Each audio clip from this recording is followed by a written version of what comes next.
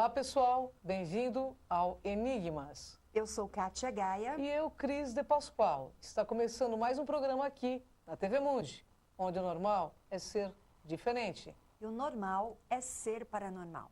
Nosso assunto de hoje é sobre dependência química.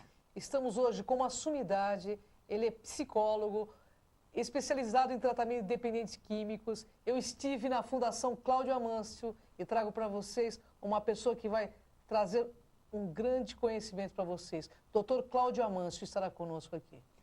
Vamos para um rápido intervalo e já voltamos com o nosso convidado.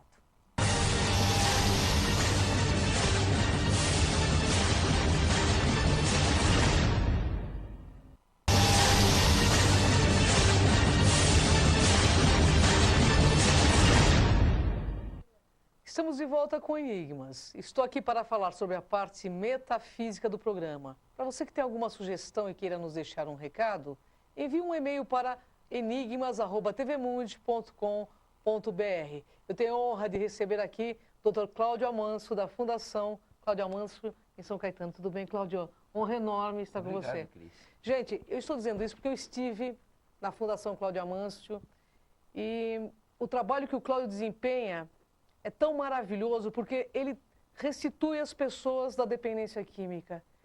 Ele ajuda essas pessoas afetuosamente, porque eu vi como ele trata cada membro, cada pessoa que vai em busca desse trabalho. Cláudio, como que a pessoa entra na droga? Conta para o nosso internauta. Pois é assim, as pessoas pensam que entrar na droga e atribuem, às vezes, a um único fator, mas são inúmeros fatores.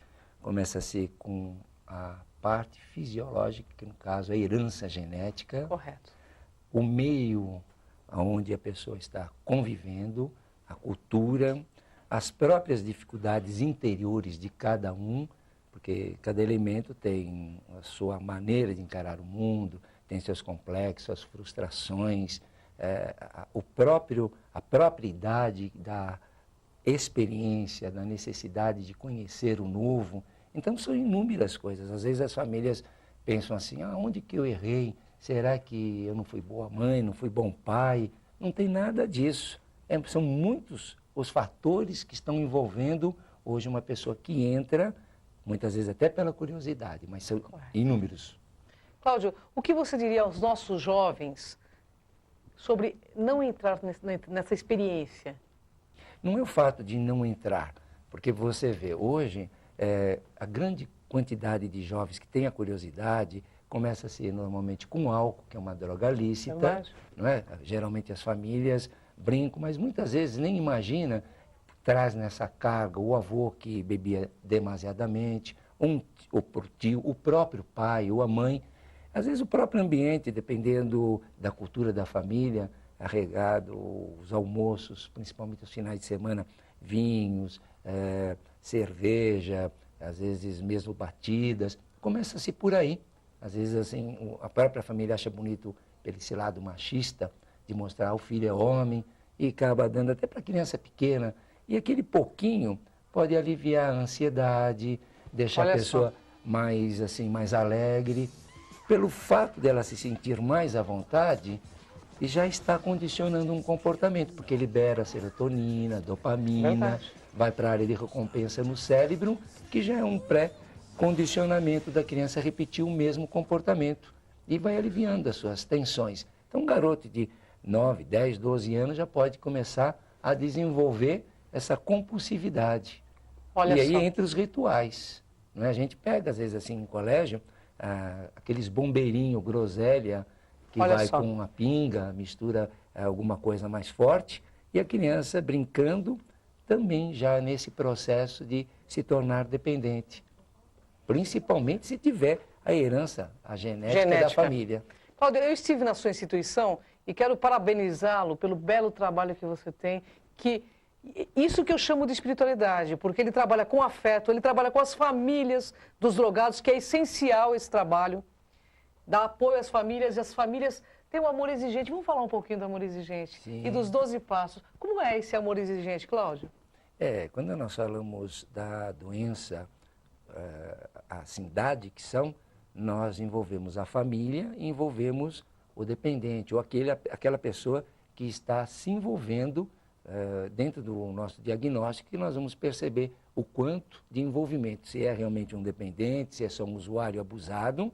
Contudo, a família chega achando que se vai se dar ali como se fosse um objeto, um radinho que está entrando, não é? Para arrumar, não tem garantia, não tem selo de certificado não, Claro. porque é uma doença crônica. Então, ambos nós pedimos, quando fazemos o diagnóstico, família, você precisa ser tratada, porque você, devido ao seu laços, seus afetos pelo seu filho, pelo seu ente querido, você não vai conseguir perceber, porque geralmente a família é a mais facilitadora, a que propicia o uso muitas vezes, porque não sabe o que fazer e por excesso do amor acaba facilitando. Então a família precisa para um programa chamado Amor Exigente, ou seja, eu te amo, mas exijo limites.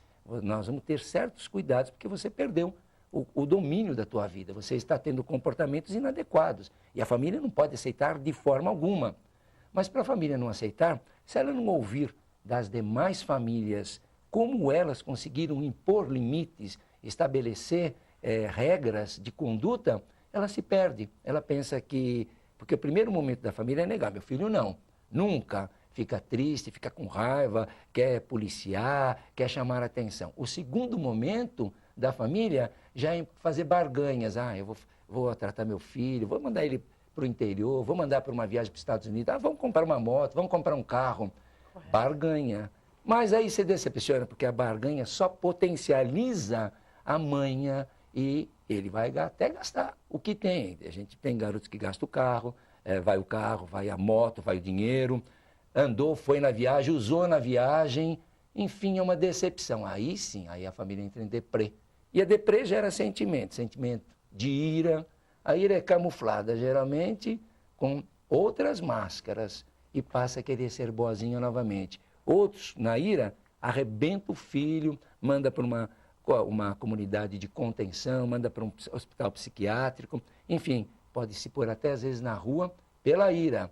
Aí, se passa por alguém que entende, vai explicar, é uma doença, vamos trabalhar a família vai vir para o AE, vai ouvir de outros pais que aconteceu a mesma situação, as mesmas dificuldades, as mesmas defesas, mas o filho é um doente. É um doente? É um doente. Precisa de tratamento? Precisa de tratamento.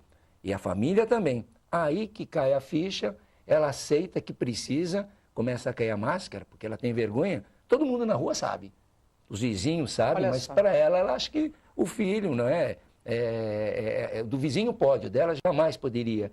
E aí cai a máscara, quando os demais casais vão falar para ela, mas quando eu fiquei sabendo, meu filho já usava 5 anos. Quando a família vem a saber que o filho está usando uma substância, ele já está há anos. A família nunca pega no primeiro momento. A família é praticamente a última a saber, então. Geralmente é a última a saber, por incrível que pareça. E os pais têm que se envolver no tratamento para recuperar esse filho, porque foi isso que eu vi dentro da sua instituição. O apoio aos pais, inclusive para sair desse drama, né? Ou para ajudar a que foi o AE, quando você falou. A sala, quando a gente fala de amor exigente, é uma sala onde que as famílias amam. Contudo, elas passam a pôr limites e ela vai perceber que o filho não vai para a favela, não vai virar marginal. Precisa ter cultura para isso. Às vezes eu falo para a família, você não garante seu taco? Você não lembra do amor, da convivência que vocês tiveram? Para ser o que você está dizendo, precisaria estar naquele meio. Ninguém nasce sendo o que você está achando marginal. A pessoa vai para a marginalidade, principalmente pela estrutura do próprio país, quando não se tem escola, quando não se tem emprego, quando se vê essa mentira política e social dos nossos dirigentes que não têm vergonha na cara, em vez de passar, dar qualidade e condição, começando de hospitais, ensino e moral e respeito, não dá o que eles querem. É verdade. O mundo do tráfico é uma outra indústria. É uma indústria, é verdade. Então não vamos exigir o quê? Às vezes eu estou diante de uma pessoa que é bandida, que está roubando, eu não julgo ninguém. Eu falo, você gostaria de recuperar? Você quer uma casa? Eu vou te ajudar. Não sou aqui ninguém para te julgar. Porque tem tanto bandido lá de colarinho branco, você é só mais um, que você só não está de colarinho branco. É verdade. Então, estamos juntos. Cláudio, a gente está nos nossos momentos finais aqui, dessa parte metafísica, uma mensagem aos pais e a quem está envolvido com o problema de dependência química. Vamos lá, vamos falar para os pais. Então, assim, câmeras. Sempre tem, eu fico perdido. Também tem um programa de TV, às vezes eu falo, qual é a câmera? Então é o seguinte, para a família, a gente diz assim, papai e mamãe, não fiquem desesperados. O fato é que, a partir do momento que você saiba que seu filho está usando qualquer que seja a substância, começando da maconha, ela é a porta da entrada, sim. Às vezes o menino fica meio maluquinho, você não sabe nem por quê. É porque na família já tem um doente mental. Para tudo tem jeito. Procura um especialista, alguém que entenda, não é qualquer pessoa. E ele faz um diagnóstico e você vai ver que vai se dar bem, começando de você, família. Olha, gente, Cláudio Amâncio, uma sumidade nesse assunto, eu ficaria com ele horas e horas, porque ele tem uma fundação belíssima, um trabalho espiritualista, científico, com resultados fantásticos. Eu estive lá, estive em campo e gostaria que ele deixasse o contato para os nossos internautas. Pois não. Nosso telefone da casa é 42 24 17 70, 42 24 22 15. Fique agora com Kátia Gaia. E voltamos com o nosso convidado. Mas antes, gostaria de agradecer o apoio das lojas Segmagem. A Segmagem é pioneira em sistemas de segurança e trabalha com produtos de última geração em circuito fechado de TV e interfonia. Acesse o site da Segmagem para conhecer toda a linha de produtos. www.segmagem.com.br. Cláudio, um prazer imenso. Obrigado. Recebê-lo. E um assunto muito interessante, porque realmente o despertar dessas pessoas hoje é importante. E não é só o adolescente, né? Não. Hoje, todas as pessoas estão passando por isso. Você percebe que levam a este tipo de situação? A gente pega assim no dia a dia as famílias que são pegas de surpresa. Não imaginam que muitas vezes a filha está bebendo um pouquinho, está excedendo, o filho está excedendo, e às vezes o próprio jovem tenta, numa consulta, explicar, não, mas eu bebo, mas não é tudo isso que minha mãe está falando, ou a jovem. E a minha primeira pergunta é assim, para o jovem, você quando vai entrar na sua casa, você bate com o seu carro, já encostou alguma vez no portão, ou bateu de frente ou na lateral? Ah, já, mas não tem mais. A mãe já vai interferir. Não é uma nem duas, são 3, 4, 5 vezes que ele já encostou. Jovem não bate em carro, a não ser que esteja chapado. Jovem não precisa nem tirar a carta, ele já nasce. Não é assim, a mentalização, quando ele anda com o pai, ele dirige psiquicamente, ele imagina, ele troca as marchas. Não é o caso da mulher, está saindo com o pai, ela está olhando para todo lado, lixando a unha, pintando a unha no carro. Não gostei. Mas é verdade. O garoto não, ele já troca a marcha mentalmente. Dá o carro na mão do garoto, com 9 anos o bandido já sai. Não é? Verdade. Porque ele dirige mentalmente. Então o mundo começa pelas ideias, pela imaginação mesmo. Então não tem como um jovem bater e encostar no carro, 18, 19, 20 anos. Está encostando o carro porque está bebendo e já perdeu os reflexos. Você acredita que a influência do pai, da mãe, de todos os familiares ou até de um amigo faz com que a pessoa ela se mantenha presa ao vício ou de alguma forma de uma dependência, mesmo que seja aleatória, simbiótica, alguma coisa assim? Não necessariamente. Às vezes nós temos assim pais que bebem e o filho não necessariamente vai beber. O modelo, lógico que tem uma certa influência, mas são inúmeras variáveis dentro de um contexto social, até a própria dificuldade de ser, da pessoa se identificar, de vir a ser, de se conhecer. Uma pessoa, por exemplo, um jovem tímido, ele vai em algum local, o cigarro é uma das modalidades do escapismo, uma das máscaras para ele se apoiar. O álcool, então, na hora que ele bebe, aliás, o grande precursor de um programa chamado Alcoólicos Anônimos, conhecido por Bill, que era um advogado, ele era um sujeito tímido e ele não bebia até ir à Marinha aos 22 para 23 anos. Ele era tímido com todo mundo, ele era uma pessoa introspectiva. E lá, num dia de uma festa entre os jovens, ele bebeu. Ele disse que foi o dia mais prazeroso. Ele tinha dificuldade em beber porque o pai era um alcoólico. Então ele, assim, rejeitava, ele negava, jamais vou beber, diante das dificuldades da separação dos pais, isso em 1900, e bolinha, ou seja, 1906, quando o pai se separa da mãe. Em 1900 era um absurdo. Então ele tinha uma grande dificuldade. E quando ele se percebe que ele se solta, ele alegra, assim, todo mundo começa a elogiar por ser um cara expansivo, ele não era. Acabou. A partir daquele momento instalou. Ele se sentiu bem como pessoa, tinha carga genética, ele vai se tornar um potencial alcoólico, que tem até filme narrando a história, ele só vai parar dos 22 aos 39 anos, com inúmeras internações, sem emprego e com várias tentativas de suicídio. Pois é. Esse vamos dizer, é o a gente fala, o balaústre, não é? A estaca do programa de Alcoólicos Anônimos. Pois é. Agora uma coisa, eu te pergunto, muitas vezes as pessoas acreditam que dá para terminar ou dá para concluir isto rapidamente. E, na verdade, leva tempo esse tipo de tratamento, não é? Sem dúvida. E dá para estancar no início? A pessoa consegue descobrir que está no início dessa dependência? Sim, hoje muitas pessoas conseguem perceber, sim. E para muitas pessoas, dependendo do que, da estrutura cultural, da estrutura de família, quando se tem o apoio da família junto, logo de início é muito mais fácil. Certo. Agora, aqueles que têm dificuldade, que a família nega, que a família acredita ou aponta que é malandragem, que é falta de vontade, não vai perceber que tem a carga genética, o ambiente, a pessoa, não vê essa complexidade. Os que têm o apoio, sim.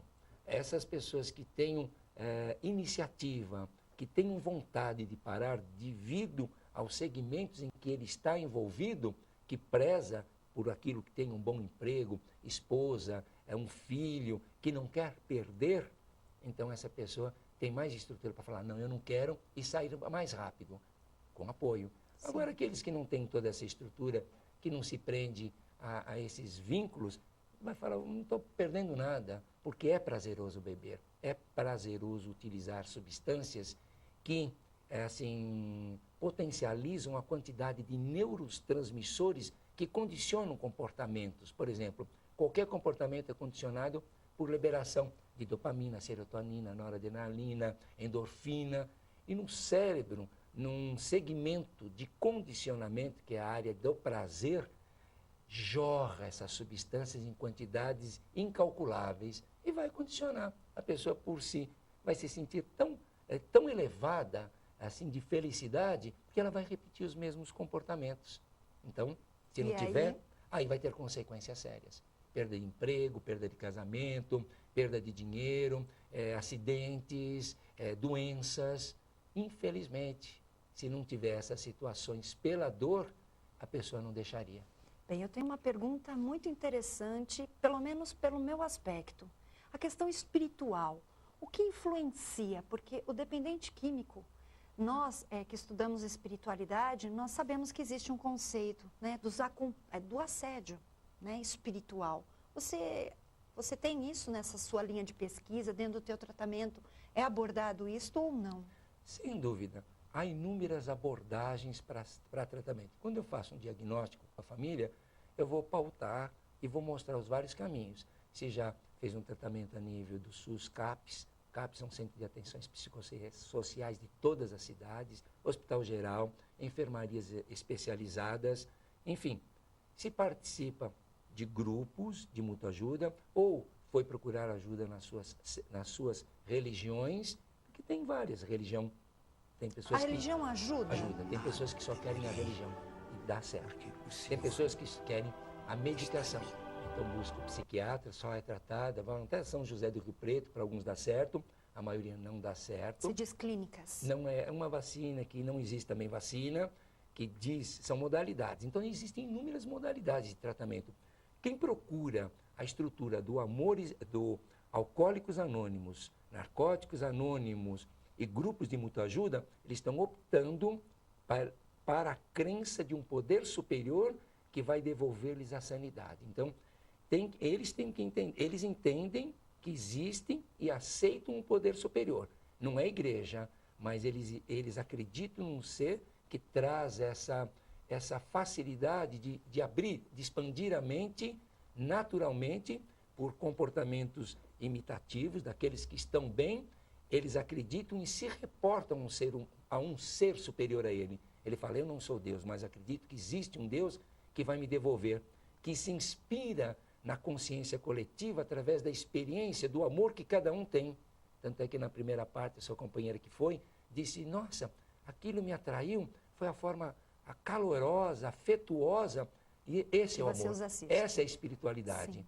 É assim, quando Jesus é abordado, quando pergunta um fariseu, mas quem é meu próximo? Ele fala, olha quem está do teu lado, ame o teu próximo, né? Quem está do teu lado. Isso é um exemplo, então, sem dúvida. Isso é espiritualidade. Então, nós nos amamos, nos abraçamos, nos beijamos, queremos o bem daquele que está do nosso lado. Não precisa ir muito longe. Então, as pessoas que chegam ao nosso lado, nós estamos juntos. Isso é espiritualidade. E aceitação no momento de recuperação. Aceitar que é um dependente. Isso é o primeiro passo? É, mas é difícil. É, né? É assim, a paixão tem para o amor como a admissão para a aceitação. A pessoa admite porque foi pega. Eu admito que eu sou um dependente, ele pode admitir, mas aceitar, há um espaço a ser percorrido, porque existe muitas reservas. Reservas a gente chama assim, sentimentos que ficam, que eles não sabem trabalhar. Reservas são coisas assim, você, por exemplo, no seu trabalho, você está com bronca do teu chefe, você não fala nada, aquilo fica, você fica aguardando, na hora que tiver uma oportunidade ele vai ouvir. Nós não, esse pessoal que está dentro de um programa, eles não podem fazer isso. Então eles têm um dos passos para falar, não leve nada, é hoje de importante, é hoje que você tem que estar bem. Então eles têm um passo de dar continuidade no inventário pessoal e todas as vezes que eles não estejam bem com eles, se ele não está bem com a tua resposta, ele vai falar, olha, né? Vai falar, olha, eu não gostei do que você falou, por que você falou isso? Então na hora eles passam a limpo, não tem essa coisa de levar para casa e pensar em devolver. Sim. Então isso que torna-os mais espirituais, porque eles se tornam transparentes, você sabe com quem você está lidando. Então eles não podem ter essas reservas, eles entram muito. Então é um caminho, até eles entenderem a espiritualidade, é ser honesto com você, comigo e com você. Então não adianta estar com você e ficar pensando mal de você. Isso é reserva. Eu tenho que falar, eu te amo. Fato. Então essa é que é a espiritualidade, eles serem honestos, humildes, mente aberta, porque eles falam o que pensam.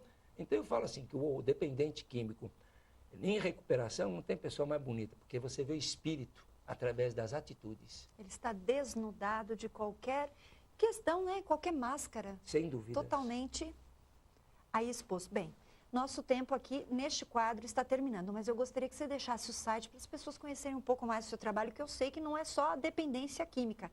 Existem outros trabalhos muito interessantes na instituição, né? Tem, como comedores compulsivos, neuróticos anônimos, o grupo para o Amor Exigente, que dá apoio às famílias, as crianças também, desses familiares também tem sala para as crianças e também para os dependentes. E os que amam demais? Nós supostamente. Também, não, nós tínhamos também, não é? Sim. A Amada, que era um grupo de mulheres que amam demais. Agora nós não temos mais, mas nós temos o site também dentro da casa. Por favor, qual é o site? O nosso é claudiamancio.ds@gmail.com. Tá aí para vocês. Bem, tá aí o e-mail. Eu agradeço e voltamos daqui um rápido intervalo.